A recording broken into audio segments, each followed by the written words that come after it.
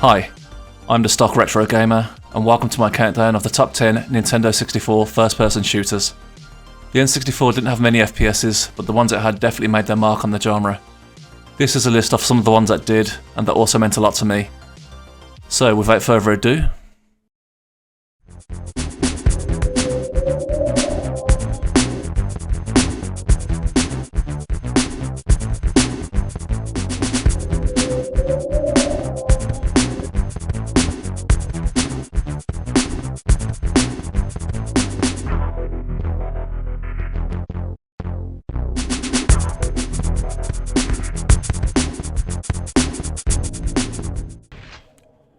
released in 1999 and developed by Hammerhead. Quake 2 is a port from the PC version, developed by id Software. You play a marine named Bitterman taking part in Operation Alien Overlord, an attempt to stop an alien invasion of Earth by launching a preemptive attack against the home planet of the hostile Strogg civilization. You make your way through 19 levels of puzzles, power-ups and enemies, taking down the alien threat any which way you can. Such ways include shotguns, chain guns, rocket launchers and grenades. The levels are exquisitely designed, mostly taking place in industrial looking buildings, with sci-fi vibes throughout. The graphics in Quake 2 are basic, but they work well. There's nothing more satisfying than watching your enemy explode into a pile of red bloody gibs.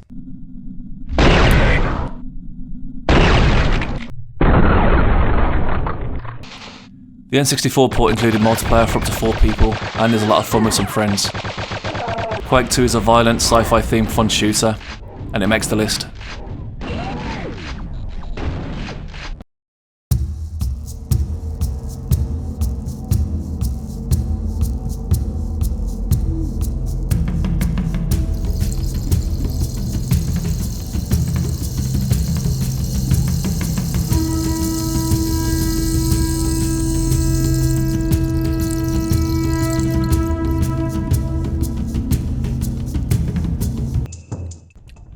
Released in 1997 and developed by Iguana Entertainment. Turok Dinosaur Hunter has you playing as the titular Turok, a Native American warrior whose job it is to stop an evil overlord destroying the universe with an ancient and powerful weapon. Turok must fight his way through dinosaurs, indigenous warriors, demons and insects with an impressive arsenal on his belt. The levels are mostly open plan where Turok must shoot, jump, climb and swim his way to complete his objectives, which is unlocking doors and collecting keys to progress. The weapons Turok collects are impressive, from primitive bows to devastating rocket launchers. As you progress, the enemies get more sophisticated, with dinosaurs donning arm cannons of their own. There'll be a T-Rex with a frickin' laser sight next.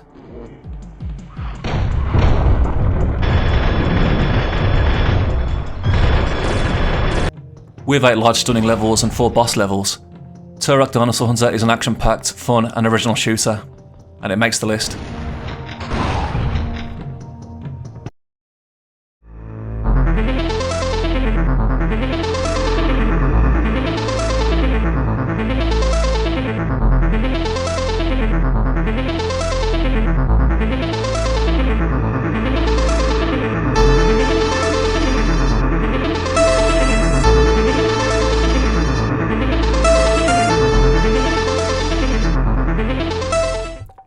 Released in 1998 and developed by Iguana Entertainment, Forsaken 64 is a futuristic first-person shooter which has you riding hoverbikes gliding through tight tunnels, corridors and rooms, and destroying your enemies with an arsenal containing lasers, rockets and nukes. Set in a dystopian cyberpunk-inspired future, the game takes place in 2113. A science experiment gone wrong has destroyed the Earth and most of its inhabitants. 1 year later, Earth has been classified condemned, leaving it fair game for mercenaries to raid the dead planet and battle with government robot drones and the like in search for treasure and scrap. There is an option to switch to third-person view, however I think you lose some of the immersion, but to each their own. I think he's got a point. As you can see, the use of colours in this game is truly mesmerising and really gives you that cyberpunk neon vibe.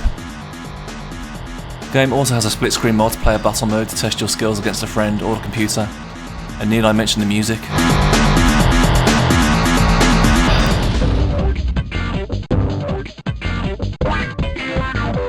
Fast-paced, frantic and fun, Forsaken 64 makes the list.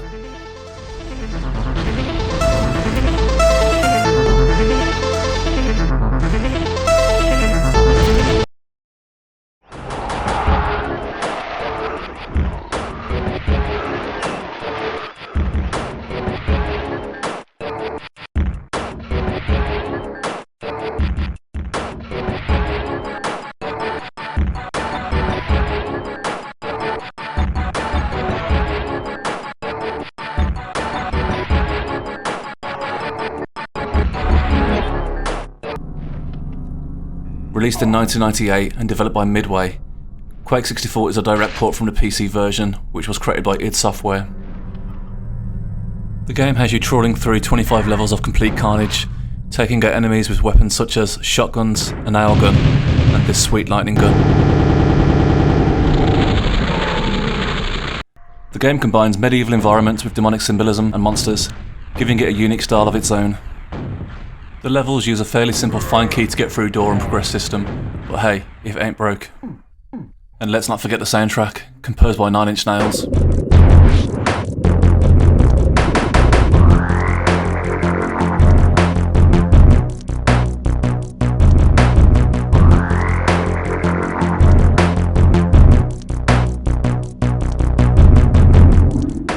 Boasting a multiplayer deathmatch option that could rival any other at the time, Quake 64 has made its mark in FPS history and well deserves a place in this list.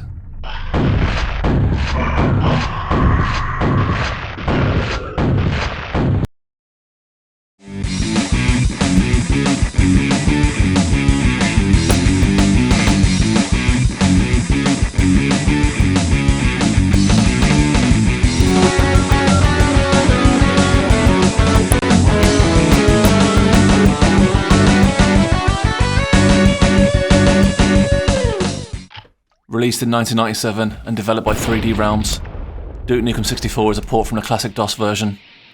You play as the titular Duke Nukem, a vest-wearing, wisecracking, gun-toting ladies' man. The story is straightforward.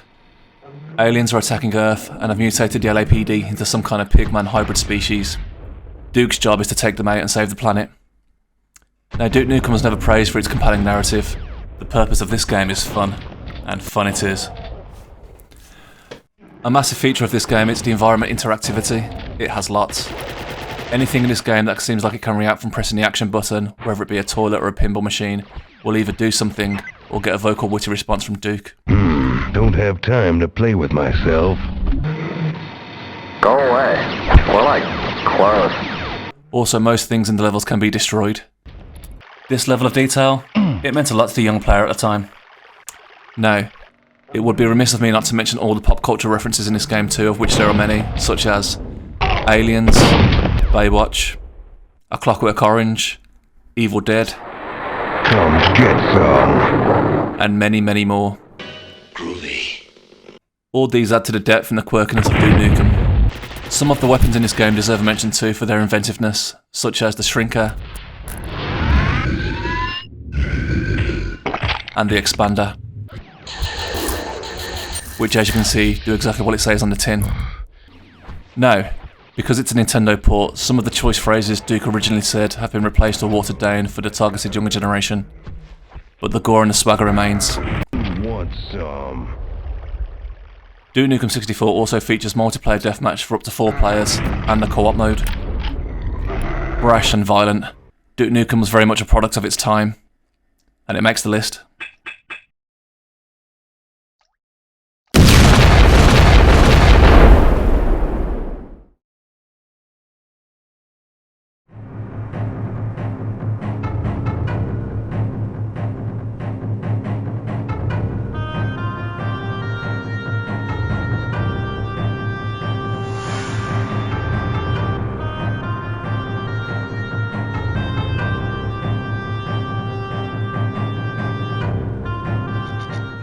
Released in 1998 and developed by Iguana Entertainment, Turok 2 Seeds of Evil has you playing as Joshua Fireseed, a Native American warrior tasked with bringing the pain to an army of hybrid dinosaurs, aliens, and whatever these are. A direct sequel to Turok Dinosaur Hunter, this game boasts stunning graphics, fantastic gore, and the guns. Ooh, guns. This game has the most insane and kick-ass weapons I've seen in a first-person shooter, such as the Razor Wind, the Firestorm Cannon, and the star of the show, the Cerebral Bore, which does this. This game only has 6 levels, but believe me, they're long enough and difficult enough to keep you occupied, giving you several side missions for each level you must complete before you can move on. The boss segments are very cinematic and challenging too.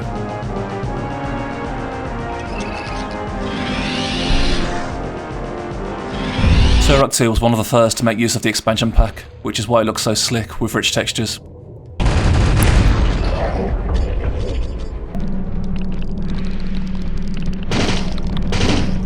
The game features multiplayer for up to 4 players to battle it out in 3 modes: free-for-all deathmatch, team deathmatch, and frag tag mode. With gorgeous graphics, excellent gore, and a weapon arsenal that'll make you salivate, Turok 2 makes the list.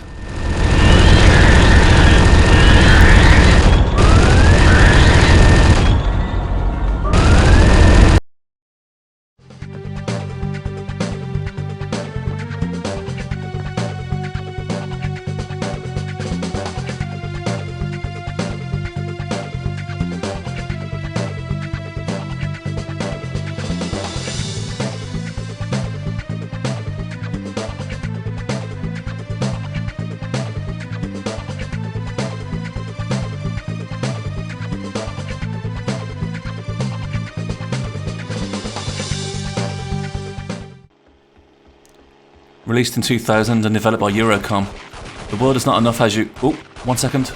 Gotcha. Playing as the suave MI6 agent James Bond in this movie-based first-person shooter. The game has 14 missions of guns, gadgets and action that doesn't disappoint. Are you here for a reason? The world is not enough was always going to be compared to its big brother. Let's just say it had very big shoes to fill, and although it doesn't quite beat its predecessor, it certainly packs a punch all of its own. The shooting is smooth and satisfying with 20 plus guns at your disposal.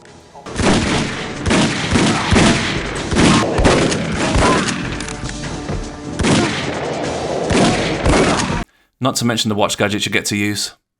The levels are detailed and stunning and resemble several scenes from the movie, along with the actual voices from Pierce Brosnan and Dame Judi Dench. Obviously someone close to King switched the original for this trigger device, but we don't know who. There's more. I've worked out that the money Sir Robert paid for the report was exactly the amount Renard asked as ransom for King's daughter, Electra. The missions give you several objectives, from photographing evidence, defusing bombs, and using non-lethal ways to take out your enemies. With a multiplayer option against the computer or your friends, and 3 difficulties to choose from to keep it challenging, The World Is Not Enough is as thrilling and slick outing as 007, and it makes the list.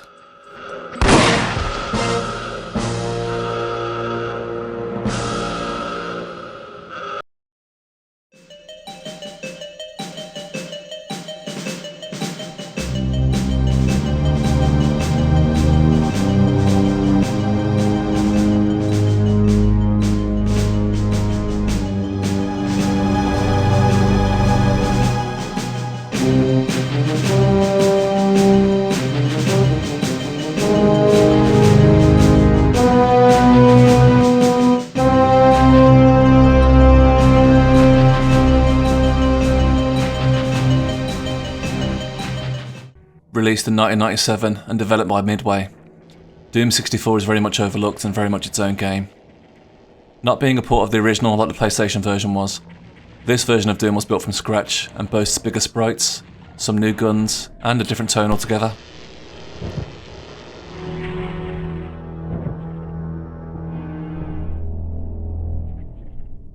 I have a special place for Doom 64 in my heart, as it was the first game I had for the N64.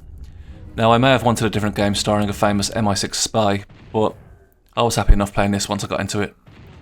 This version of Doom very much stands alone, having a unique horror vibe and colour palette compared to its predecessors, and the classic guns have all been redesigned and given their own look. Now, the levels still go for that find the red, yellow and blue key to get through the doors and progress, but Doom more or less pioneered this game mechanic, so it just feels right. Many of the levels have a satanic ritual look, with sacrificial pig corpses, candles and pentagrams scattered everywhere. The subtle eerie music creates some of the most unsettling atmospheres in an FPS.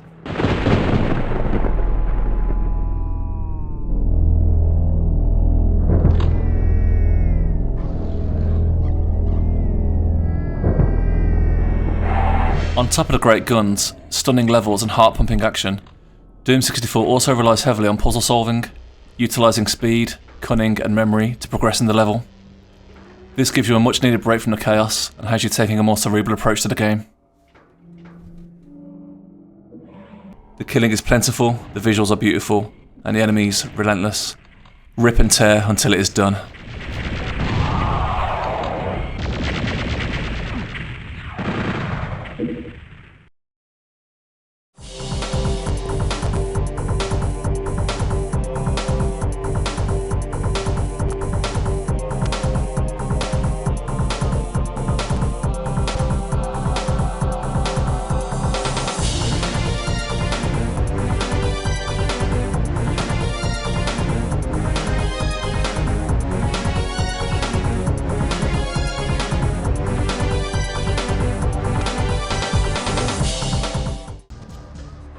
Released in 2000 and developed by Rare, Perfect Dark is a futuristic, slick sci-fi inspired shooter that has you playing as Joanna Dark, a capable and deadly agent who works for the Carrington Institute.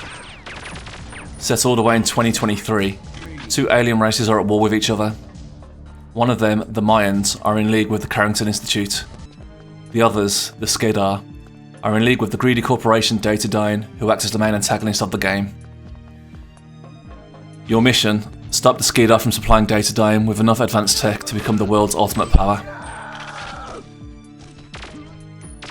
The levels are numerous and take place in some interesting and stunning locations, such as corporate skyscrapers, exotic coastal mansions, cyberpunk-inspired city streets, Air Force One, and submarine bases, to name a few. The gameplay is smooth as butter. Aiming your weapons is precise, and the hit detection on your targets acts according to where on the body you've shot them, which adds to the overall realism of the game. Some of the enemies come out with humorous phrases when they see you too.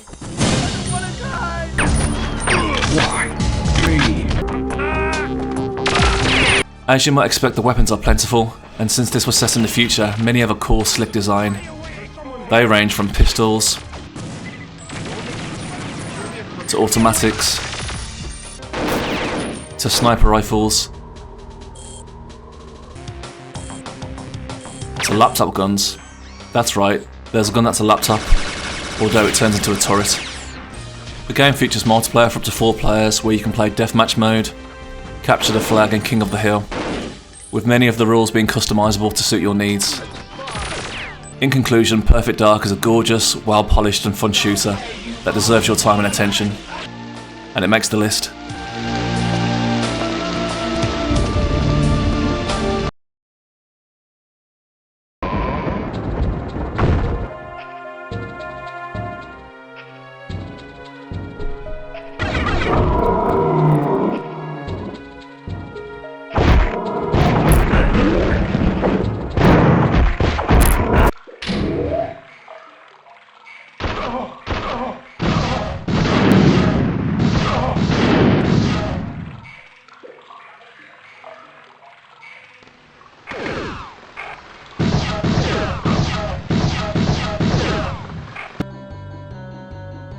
Over here!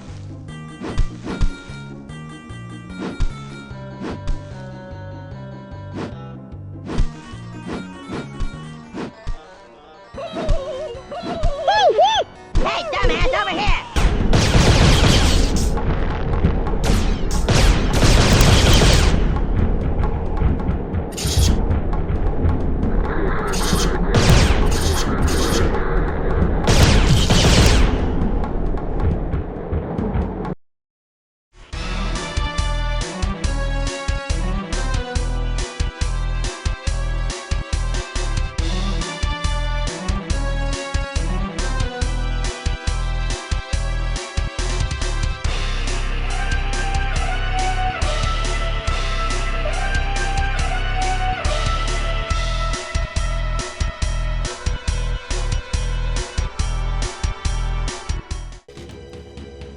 Released in 1997 and developed by Rare, GoldenEye 007 is a movie-based first-person shooter where you once again take the role of James Bond, the suave MI6 agent betrayed by his partner and friend.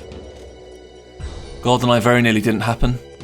Released 2 years after the movie and originally going to be on the Super Nintendo and a rail shooter, Rare thought it wise to push it to the next console and free James Bond from his rail constraints, and thank God they did. The game follows the movie quite heavily in terms of level locations, although also fleshes them out quite a bit too, giving the player space to explore if so inclined. One of the major features of GoldenEye is the tight gameplay and the mechanics of the shooting. Things like the adjustable crosshair for pinpoint precision, realistic hit detection for enemies when shot in specific limbs, the noise of the weapon when fired and the sound of it hitting your enemy. All of these things matter, and they're the difference between a good FPS and a great one. Precisely. Now, GoldenEye didn't pioneer any of these things, but it sure knocks them out of the park. Each level has its own objectives to complete before being able to finish, such as collecting documents, bugging helicopters, or just eliminating your target. The music in GoldenEye deserves a mention. using variations of the classic Bond theme or just music from the movie. These pieces really elevate the gameplay and mood.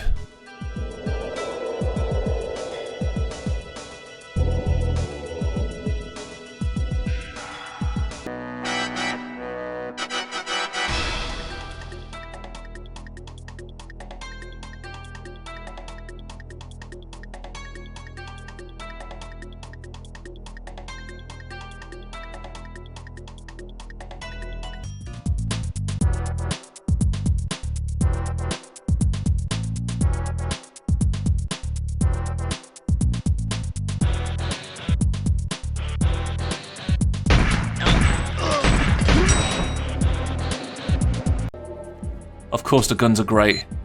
They couldn't be called by their actual names for legal reasons, but all the classics are there, from Bond's War for PP7 to automatics to shotguns to rocket launchers and everything in between. Having the all guns chip whilst playing really gives you too much choice to handle. Well, it sure is a lot of fun. Now, a big reason why GoldenEye was so successful was its fun multiplayer. This multiplayer could have up to 4 people playing match options such as Normal, You Only Live Twice, The Living Daylights, The Man with the Golden Gun, and License to Kill. Developers have tried to replicate the success of GoldenEye but haven't come close. Although there's a very impressive GoldenEye remaster which can be downloaded and played on an Xbox 360 emulator. And as you can see, it's definitely done GoldenEye proud.